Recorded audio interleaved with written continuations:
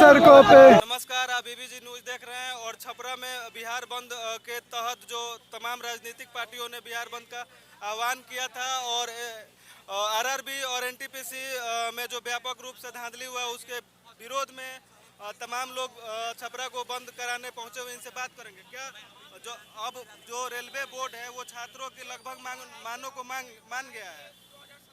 मेरा नाम शेख नौशाद, वरिष्ठ छात्र नेता, जयप्रकाश विश्वविद्यालय छपरा। मैं कैसे मान जाऊं?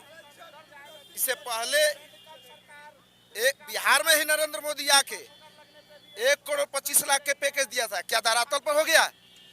2019 के लोकसभा चुनाव के पहले जब छात्र आंदोलन उग्र होके, जिसमें हमारे चुन्नू जी भी थे पटना में, हम सोशल मीडिया के माध्यम से देख रहे थे, इन्होंने छात्र हित में आंदोलन किया, रेलवे चक्का जाम किया। उस समय भी नरेंद्र मोदी कहा था कि जितने भी पेंडिंग परीक्षाएं हैं, रिजल्ट है, हम प्रकाशित करेंगे। क्या अभी तक हुआ? तो हम कैसे माने कि जो रेलवे लोकसभा के 5 स्टेट में चुनाव है, छात्रों को आंदोलन को कमजोर करने के लिए नरेंद्र मोदी के इशारे पर रेलवे बोर्ड ने एक झांसा दिया है, लॉलीपॉप।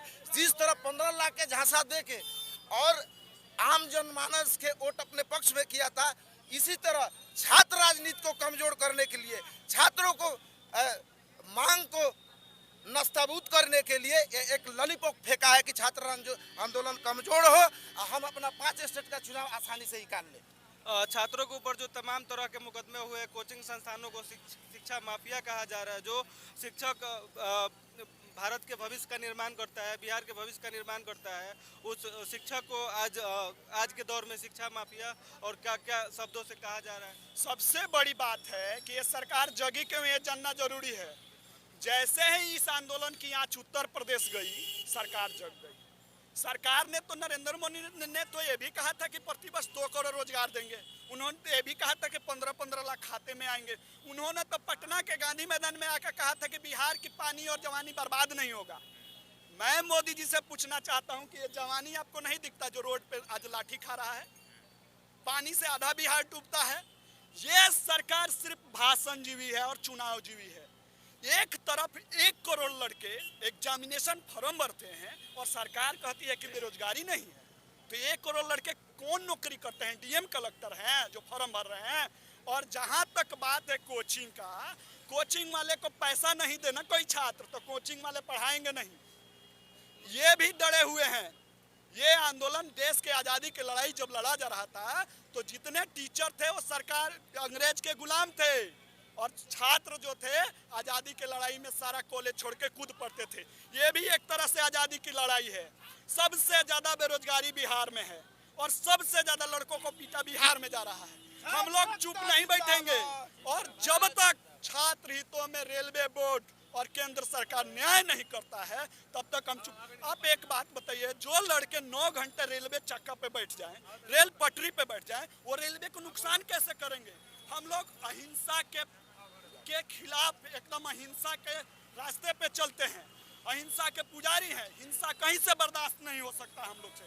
लेकिन महात्मा गांधी ने हमें बताया था कि अहिंसा के रास्ते पे चलते हुए हम बड़ी से बड़ी लड़ाई जीत सकते हैं। उसी प्रकार छात्र भी अहिंसा के पुजारी हैं। हिंसा कहीं से नहीं हो रहा, लेकिन सरकार जानबूझ के ट्रेन में आग लगवा के छात्रों को बदनाम करना चाहती है। इसके खिलाफ हम लोग पूरी मजबूती से सारे छात्र संगठन, हमारे साथ छात्र राजद के विश्वविद्यालय अध्यक्ष, छात्र राजद के महासचिव हैं, राजद जिला महासचिव शेख नौशाद भाई हैं, सारे लोग, अमित भाई हैं, दीपांकर भाई हैं, सब लोग मिलके इस मूवमेंट को और तेज करेंगे और छात्र हितों की लड़ाई लड़ेंगे। छात्रों में कहीं ना कहीं निराशा है, छात्र डरे हुए हैं, घबराए हुए हैं।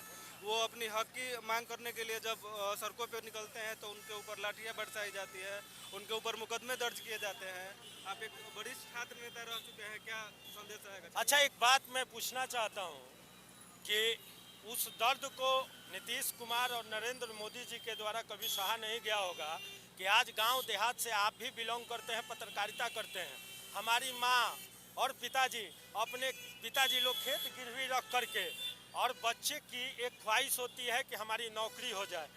माता जो अपनी मंगल सूत्र होता है, उस जो सबसे माने कीमती चीज है। एक पत्नी के लिए, अपने बेटा के लिए उसको भी गिरवी रख करके और अपने ख्वाहिश जगाती है कि मेरा बेटा बेरोजगार नहीं रहे और उसको रोजगार मिले। और इस मंशा पर आप डंके की चोट से लाठी बरसा रहे हैं तो दुख दर्द तो होगा मेरे मित्र। इसलिए होगा कि जो छात्र आज 3 साल से एक नौकरी के लिए दिन प्रतिदिन सड़क पे ठोकरें खाते हैं और अंतिम पड़ाव में, आपसे मैं पूछना चाहता हूं, बिहार में तमाम बहालियां हुई है, आप भी बताइए कि क्या जो नोटिफिकेशन होता है उसके 365 दिन के अंतर्गत कोई बहाली हो पाती है? कोई बहाली नहीं होती है। और मैं ये सारण की धरती से आज मैं एक संदेश देना चाहता हूं देश के प्रधानमंत्री और बिहार के मुख्यमंत्री जी कि यही सारण की धरती है जहां से एक जयप्रकाश नारायण ने आवाज बुलंद किया और इंदिरा जैसी तनाशाह सरकार को इस देश से उखाड़ के फेंकने का काम किया। आज मैं छात्रों के साथ जो बर्बरता पूर्वक लाठी प्रहार हुआ है, मैं पूछना चाहता हूं, आप कभी शिक्षकों पे लाठी बरसाते हैं, कभी छात्रों पे लाठी बरसाते हैं, कभी सामांजन कर्मी जो आंदोलन करते हैं उन पर लाठियां बरसाते हैं।